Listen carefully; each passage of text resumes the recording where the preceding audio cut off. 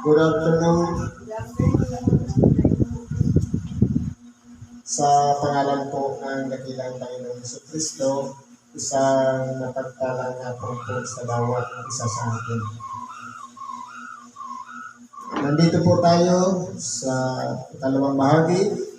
Walang iba yung pagtatalakay ng mga tinatawag na aral ng Diyos o salita ng Diyos.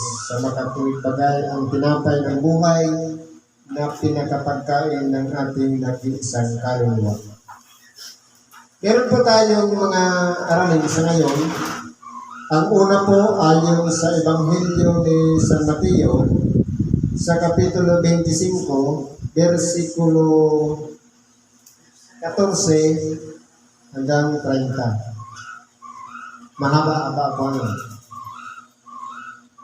Pero bagamat ito'y mahaba, kinakailangan natin himayin nang sa ganun maunawaan natin kung ano ba ang nais ipahatid ng ating dakilang Panginoon sa bawat isa sa atin sa oras na ito. Ang sabi ko'y ganito, sapagkat tulad sa isang tao na nang paroroon sa ibang lupain ay tinawag ang kanyang sariling mga alipin at ipinamahala sa kanila ang kanyang mga pag-aari. At ang isa ay binigyan niya ng 5 talento. Ang isa ay 2 at ang isa. Sa bawat isa ay ayon sa kanyang kaya at siya yumaon sa kanyang paglalakbay. Dito po, kung pag-aralan natin, ang pagkahari ng Diyos ay katulad ng isang tao na kumbaga meron siyang pag-aari at doon sa kanyang mga pag-aari ay meron siyang mga pinagkatiwalaan na ito ay nababahagi sa 3 klaseng kalagayan. Ang una, binigyan ng 5. Ang ikalawa ay binigyan ng 2. At ang ikatlo ay 1. Kung pag-aralan po natin, napakarami pong mga tao ang gusto palaging higit sila sa nakararami. Pero kung pag-aralan po natin, sabi dito, ang bawat isa ay ayon sa kanyang kaya. Kung halimbawa, yun lang naman ang kakayanan ng bawat isa. Depende sa sukat na kanyang magagawa, yun ang ibibigay sa kanya. Kaya kung halimbawa, mga nagnanais ng mataas na kalagayan, kinakailangan ipakita sa sariling pagkatao na siya'y karapat-dapat na pagkatiwalaan ng isang bagay. Pero po sa tao, marami po ang namimili ng matataas na kalagayan o malalaki. Pero hindi naman karapat-dapat. Kaya, ang ginawa po dito, inihalimbawa ang paghahari ng Diyos katulad ng pinagkalooban ng talento ayon sa kakayahan ng bawat isa. Ngayon, ano po ang ginawa nila? Sabi po ganito, ang tumanggap ng 5 talento, pagdaka yumaon ay ipinangalakal niya ang mga yaon at siya'y nakinabang ng 5 pang talento.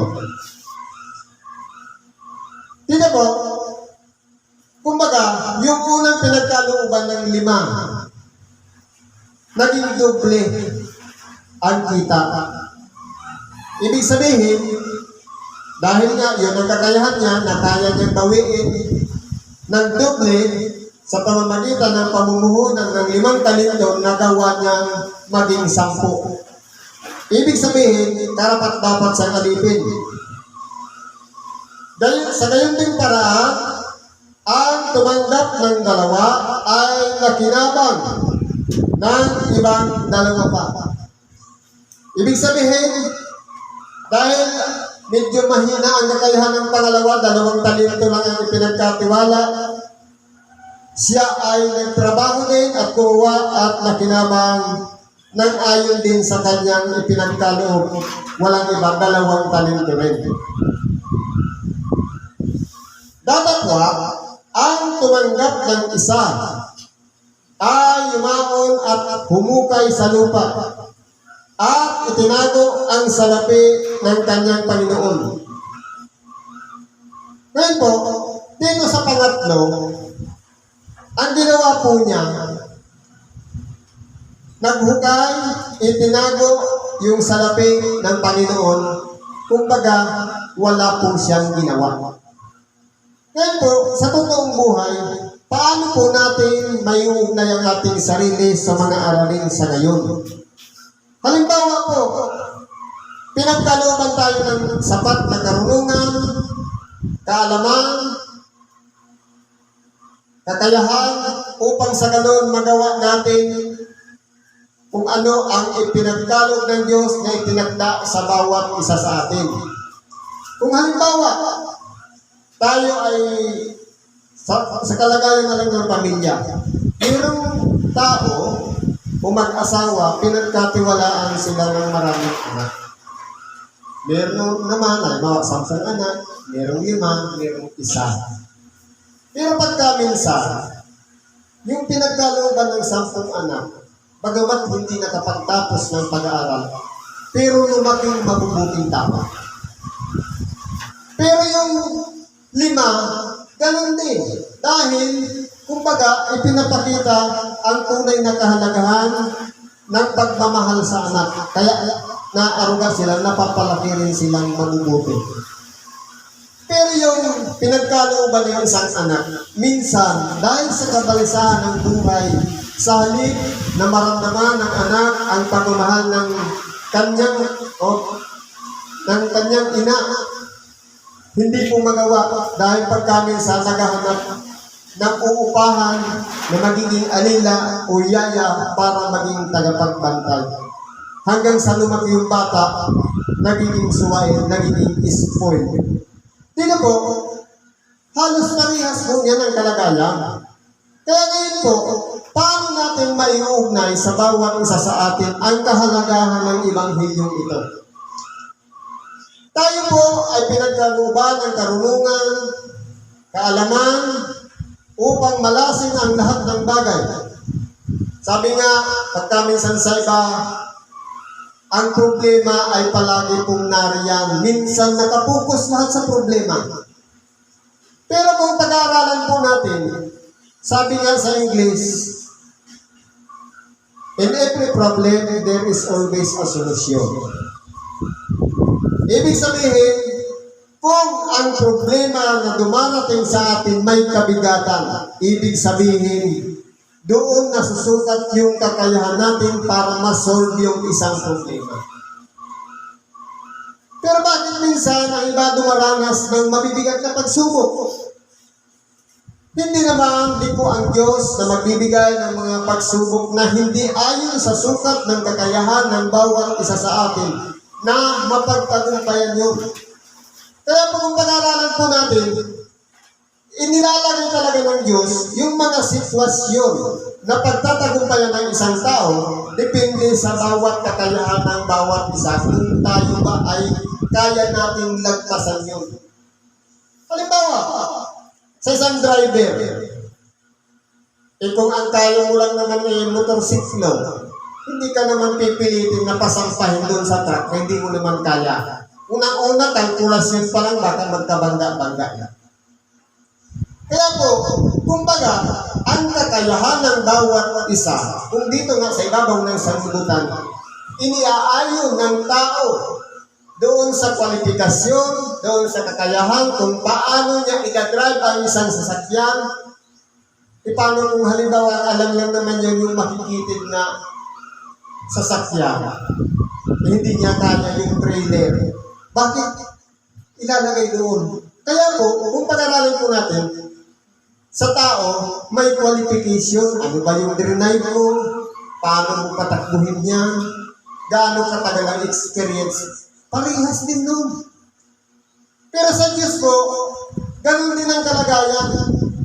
kung ang isang tao may sapat na karunungan, kaalaman, makapamahala, at ganoon din na ang isang bagay na ipinagkakaloob sa kanya, kayang-kaya niyang pangasiwaan, ipagkakaloob sa kanya ang 5 talento. Sa makatuwid bagay, mas malaki doon sa pangalawa at ganoon din sa pangatlo na pinagkalooban lamang ng 1 talento. Kaya po, kung tayo po ay natapat sa pinagkalooban ng malaki o pinagkalooban ng tama lamang o kaya pupuntit lamang, masiyahan na po tayo kung iyan ay ipinagkaloob sa atin. Marahil dapat maunawaan natin, yun lang ang kakayahan natin. Ang mahalaga po na, halimbawa, sa isang pastor o isang namumuno ng simbahan, paano lalago ang isang simbahan kung halimbawa wala siyang ginawa? Totoo nga, naitayo ang isang simbahan, nangangaral ng Ebanghelyo, pero hindi naman lumalago hanggang isa lang. Sa makatuwid, may takot. Sapagkat kung pag-aralan po natin, natutunan siya dun sa pangatlong tao na pinagkatiwalaan ng isa, wala po siyang ginawa, kundi ibinaon dahil sa takot. Katulad din yan ang biyaya na ipinagkaloob sa atin. Meron taong o kapatiran na pinagkalooban ng biyaya, may pinagkalooban ng 5 klase, may pinagkalooban ng 2 lang, at may pinagkalooban po ng 1 lang. Pero pagka minsan, yung pinagkalooban ng marami, nagagampanan niya lahat yung tungkulin.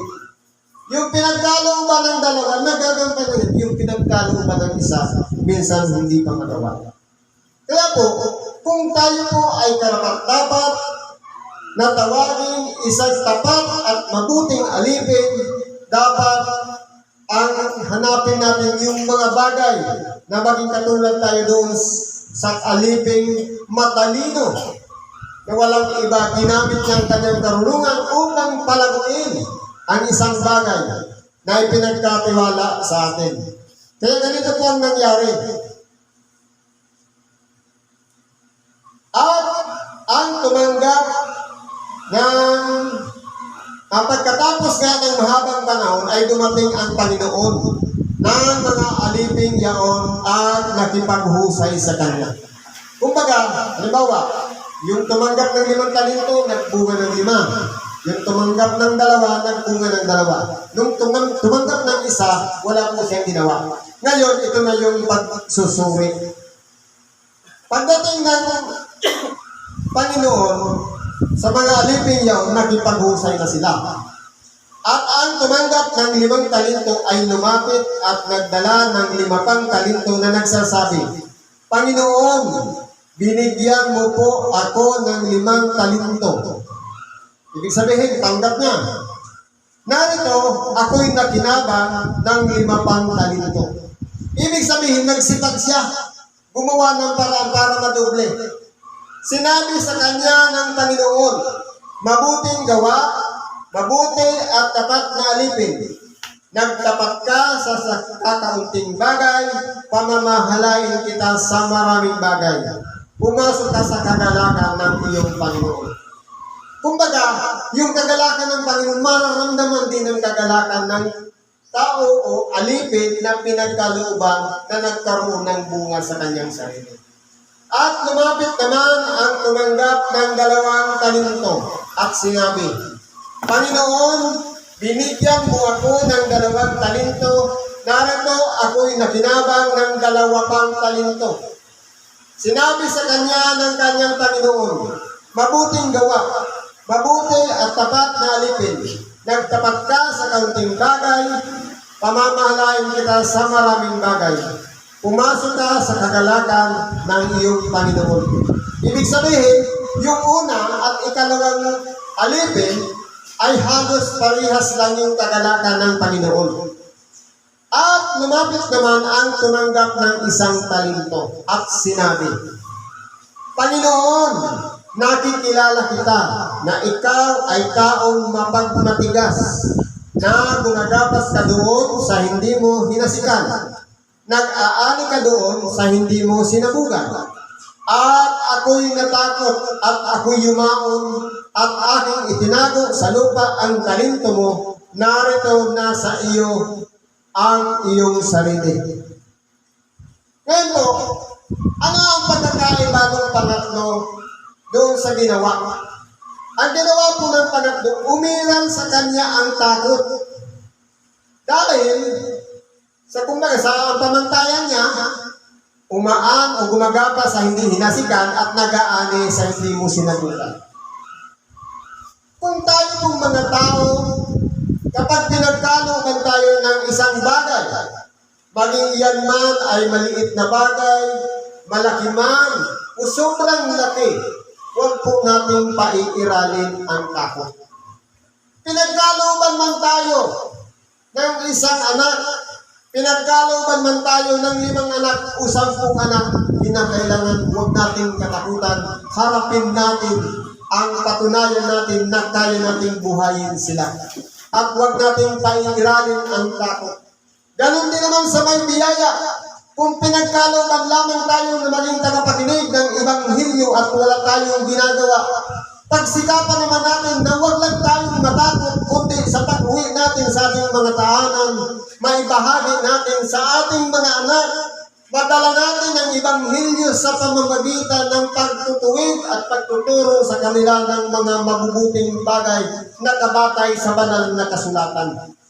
Totoo lang po, hindi natin maduduplicate ang Ebanghelyo na kung ano ang sinabi sa unahan, sasabihin din natin ng walang labis, walang ulang.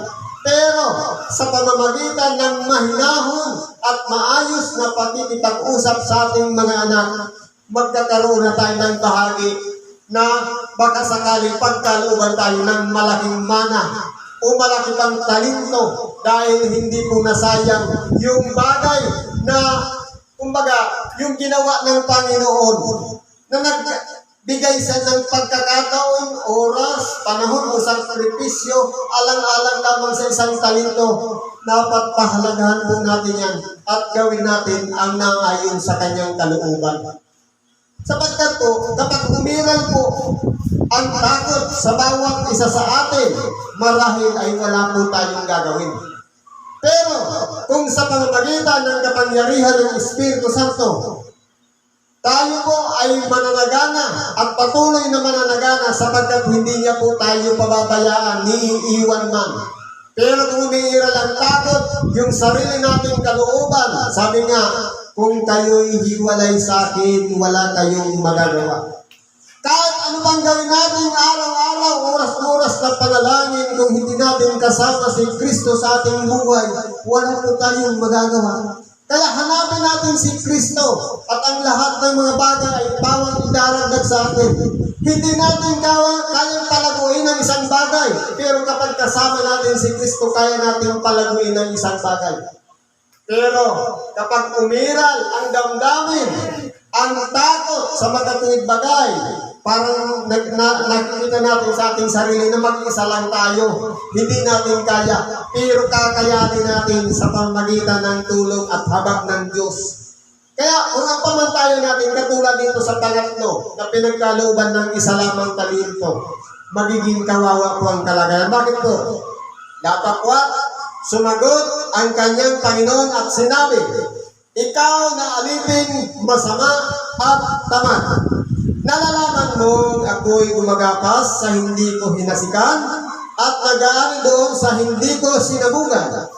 Gayon pala, ibinigay mo sana ang aking salapi sa nagsisipangalakal ng salapi at nang sa aking pagdating ay tinanggap ko sana ang ganang aking pati ng pakinabang. Kaya kung titinan po natin, nagalit po yung kanyang Panginoon dahil po wala siyang ginawa.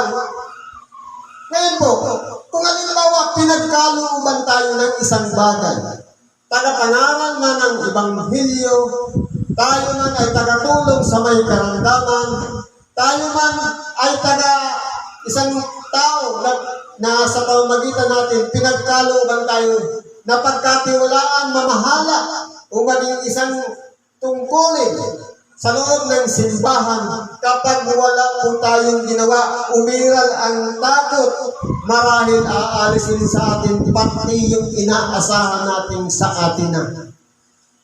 Kung pag-aralan po natin, totoo sasabihin natin, hindi ko kaya. Lahat naman nagmula sa kawalan. Tayo'y naturuan lamang dito sa ibabaw ng sanglibutan sa pamamagitan ng ating mga magulang. Halimbawa, hindi ba mula nung bata tayo, hindi naman tayo marunong magsaing. Hindi naman tayo marunong magluto. Pero yung palagi nating mausisa sa magulang, ano yan? Ano ginagawa mo, ma? Hindi ba yun ay nag-iipon tayo sa ating mga utak ng mga bagay-bagay sa ating palibot na ina-absorb ng ating utak, balang araw magagamit natin yan. Ganyan pala ang pagsaing. Ganyan pala ang pagluto. Sa pamamagitan ng kawalan o isang mangmang na wala pa tayong nalalaman, lumalago po yun. Kaya kung umangat na o umasinso na ang ating kalagayan, ngayon, pagkakalooban tayo ng isang bagay, depende sa kakayahan natin kung kaya na natin mabuhay ng mag-isa. Kung halimbawa, natuto na tayong magsaing, pwede na tayong pagkatiwalaan, sige anak, magsaing ka na. Dahil karapat-dapat na tayong makapagluto na hindi siya masusunog. Ganun po ang halimbawa nito. Pero kapag umiral po sa atin na natatakot tayo sa ating sarili na hindi natin magagawa, tunay nga po na hindi po tayo magtatagumpay. Kaya anong gagawin sa atin ng ating Panginoon? Alisin nga ninyo sa Kanya ang talento at ibigay ninyo sa may 10 talento. Bakit doon ibinigay sa meron? Hindi ba yung 5, kumita ng 5. Yung 2, kumita ng 2. Yung isa, walang kinita. Pero bakit kinakailangan ibigay doon sa may 10? Sapagkat nakita ng Panginoon, karapat-dapat yung tumanggap ng 5 pa, na naging 10 na baka sakaling lumago pa. Ibig sabihin, yung mga bagay na tinanggap natin sa sanglibutan, katalinuhan man yan, karunungan, kinakailangan yan po ay lumalago. Hindi lang nananatili sa ating mga utak na ang nangyayari puro plano, wala po tayong ginagawa. Sapagkat kung tayo po ay kaisa ni Kristo sa lahat ng mga bagay, ang lahat ng mga bagay ay may pangyayari. Sa isipan lang natin, walang pangyayari. Halimbawa sa may karamdaman. Kapag ang isang may karamdaman, meron siyang pananakit ng ulo, ang iniisip, masakit ang ulo ko. Nahihilo ako. Kung maghapon kang kaiisip na masakit na nga ang ulo, iniisip pa natin, dinagdagan pa natin, bakit hindi natin isipin? Magtanong tayo sa ating kapwa, kapatid, ano ang gamot sa sakit ng ulo? Hindi yung maghapon tayo mag-isip, masakit na ang ulo, maghapon pa tayo isip, wala pong ginagawa. Pero kung sa pamamagitan ng gagawa tayo ng isang bagay, na nakapag-isip tayo, tanungin ko kaya si sis, ano kaya ang gamot sa sakit ng ulo? Nang sa ganun maibsan ang karamdaman ng ating pananakit ng ulo. Hindi ba solusyon dapat ang hinahanap natin? Hindi dapat nakapokus lahat sa problema. Kundi, sabi ko kanina, in every problem, there is always a solution. Pagdating sa solusyon, hindi ba may formula? Pagdating sa formula, may nakalagay dun, given. Paano masusolve yun? Halimbawa, ang given doon, sakit ng ulo. Given doon, may kapwa tayo. Ngayon, paano natin malalaman? Hanggang doon lang talaga ang laman ng utak natin, masakit lang ang ulo, nahihilo.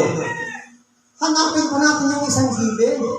Kausapin natin, malaman yung kapwa natin, alam niya yung pamamaraan para maibsan yung sakit ng ulo. Makukuha natin yung pinakasolusyon. Baka sakaling matulad tayo doon sa pinagkalooban ng 2 talento, nagbunga ng 2.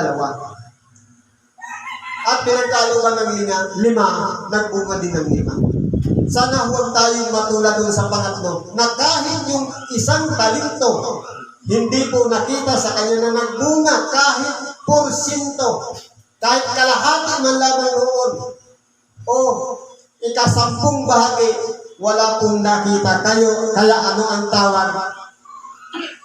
Masama at tamad na alipin. Kaya kinakailangan, kung tayo man ay pinagkaluban, tumulong sa may karamdaman, huwag natin ipagkait ang pagtulong sa may karamdaman. Kung tayo man ay pinagkaluban, makibahagi ng Ebanghelyo, ibahagi natin sa lahat ng ating mga taong nakakausap.